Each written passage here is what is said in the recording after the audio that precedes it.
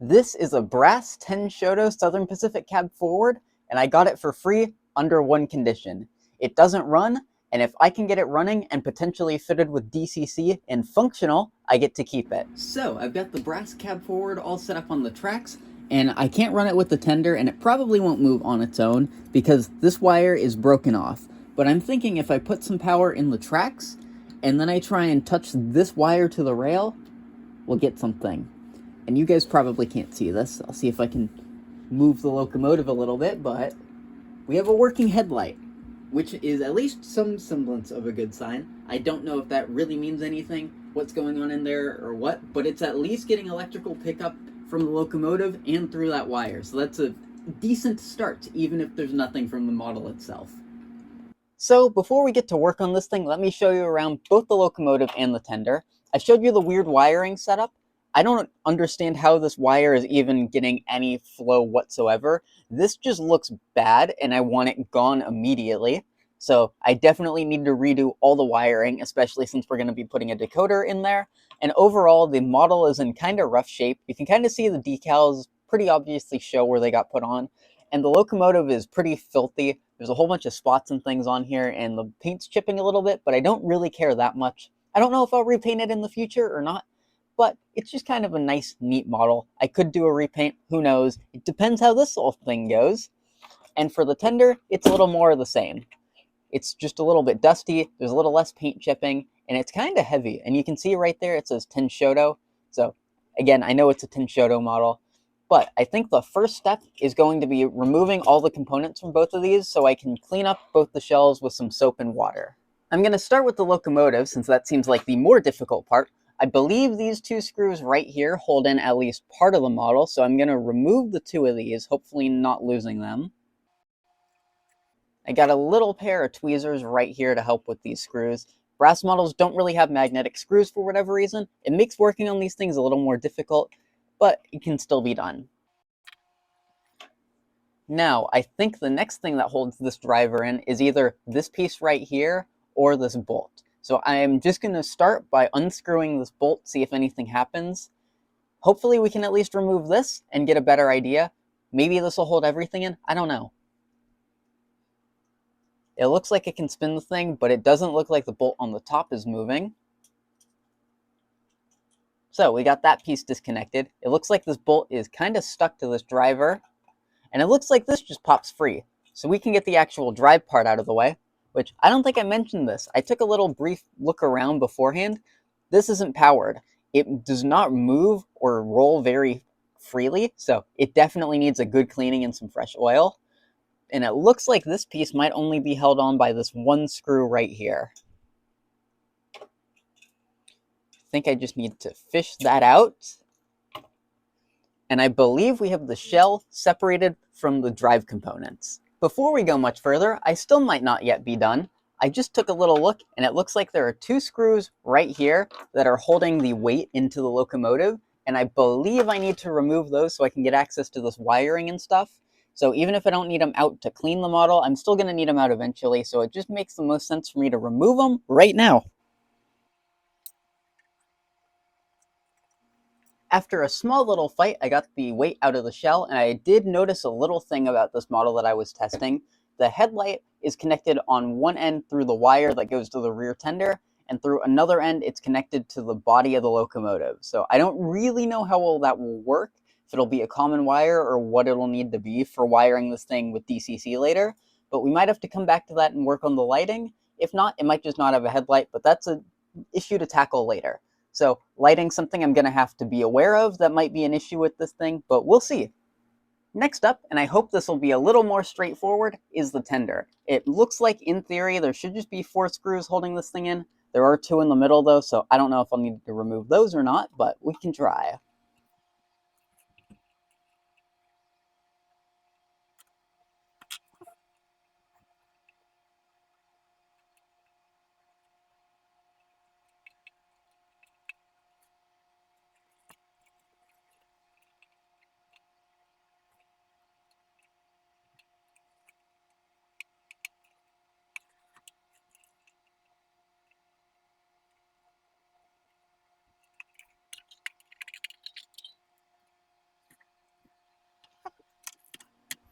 So everything is now separated, and it looks like I can take the shell from both the locomotive and the tender, and we can work on cleaning those up. So I'll give those a wash, and then while those dry, we can start working on the rest of the locomotive.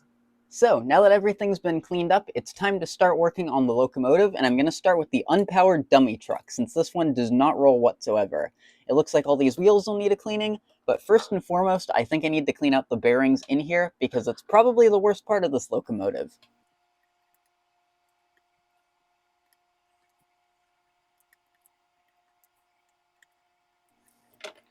All right, and there we go. We have access to everything in here. So I think now all I really need to do is pour a bunch of rubbing alcohol in there and then just start rolling things around and cleaning stuff up until it starts to free up in there.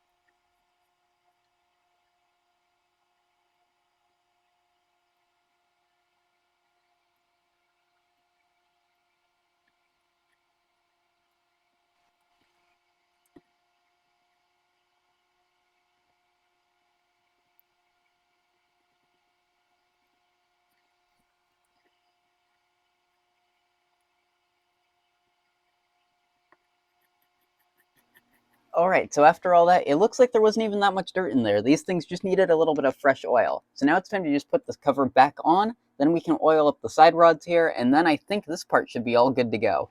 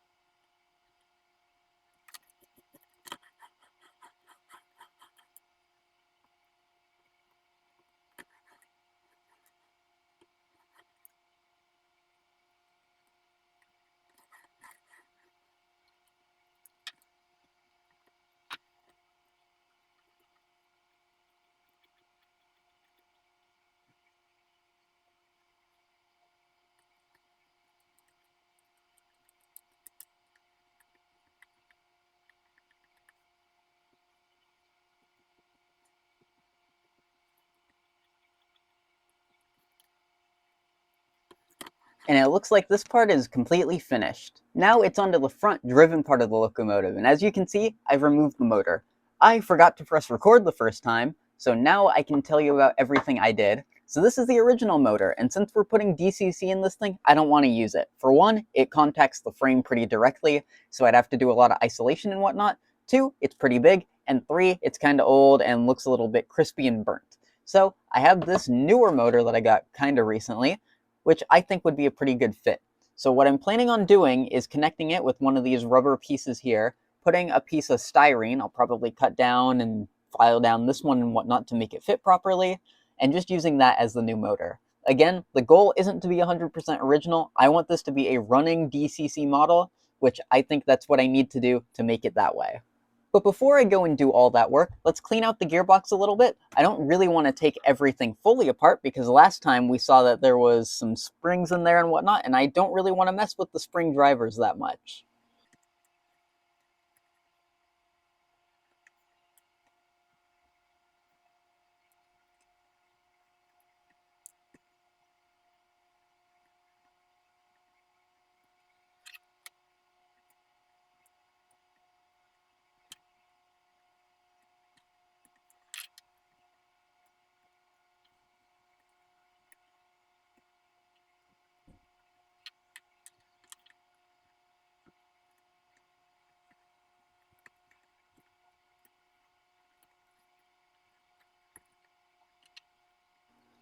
After some trial and error, I got the cover removed once again. I'll probably reinstall it off camera since it was a little bit of a hassle, but it's off of the locomotive now.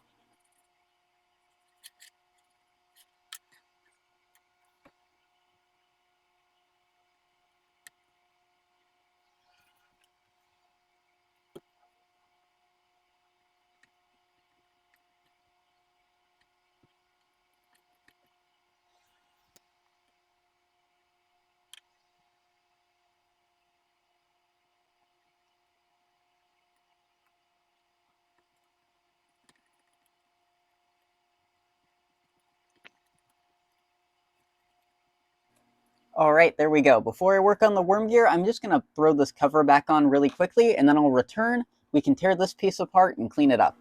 Before I fully take apart that worm gear assembly and clean it up, I do need to clean the wheels. I nearly forgot about that. And I do need to give the side rod some fresh oil.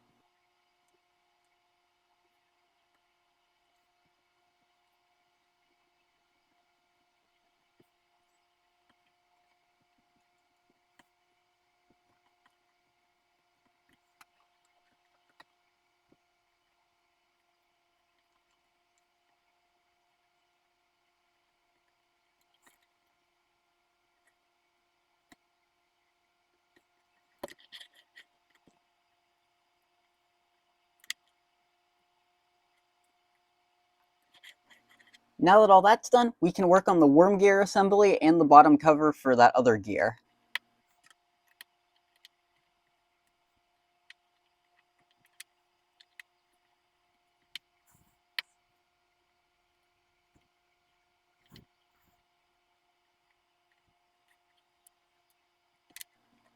Perfect, and now that all this is apart, it's time to clean it up.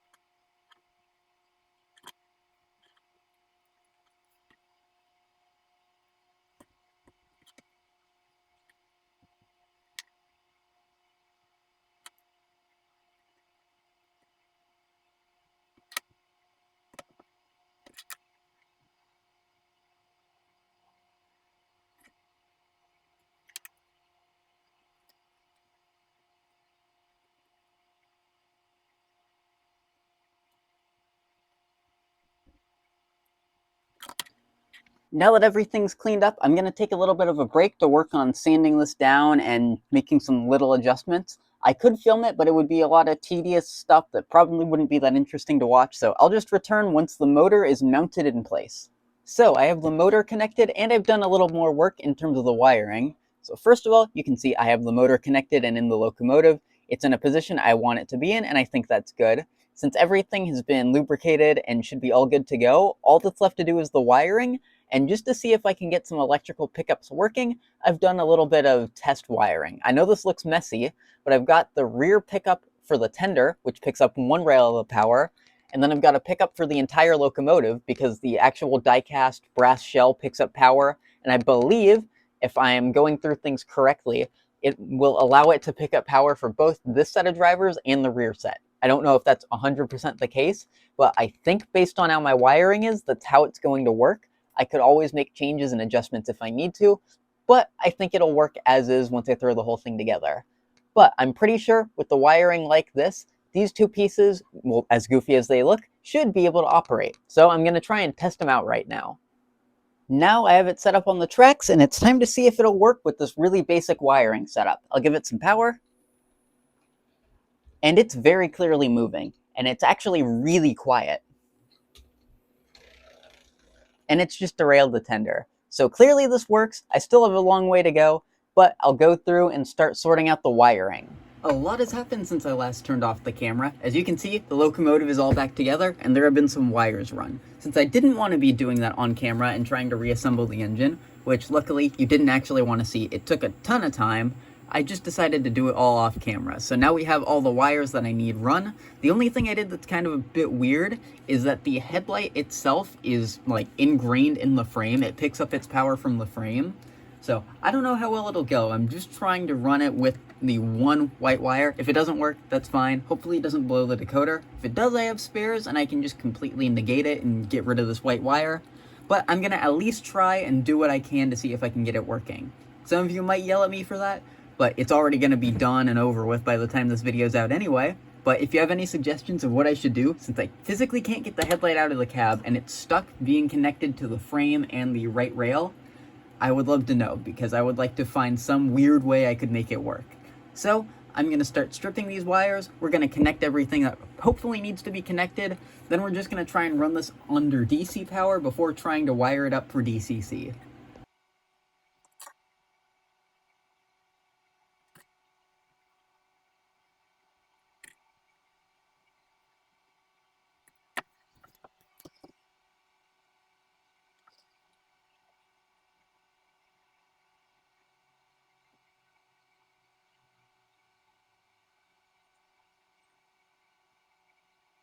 Now, with my mildly janky wiring done, let's see if this thing will run as a DC engine. I know this doesn't look perfect right now because I'm going to go throw a decoder in it off camera, but let's give it some power.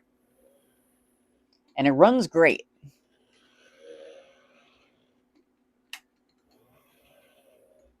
So now I think all that's left to do is see if I can throw a decoder in this thing. If this thing doesn't want to run as a DCC engine, it'll be a little bit disappointing, but at least we got a running model at this step. So I'm going to go throw a decoder in, and the next thing you'll see is me trying to test this thing out on a Tuesday at the club. So I'm back after I took this thing to the depot and tested it out, and it ran really, really well. I'll overlay the little clip right here. I didn't have any audio or anything because it was too loud in there to really film and get any good clips, but I got it to run back and forth, and even my weird headlight wiring system actually worked, which I'm really happy about. So now that we got this thing tested out, after that I took it back in, built it up a little bit of a train, and then ran it around the layout. So I've got a few clips of that, and luckily enough, a few other members were running some SP Steam of the similar era, so we've got some pretty nice trains to pass alongside this thing. So now you'll see that, then we'll come back for a little bit of a wrap-up.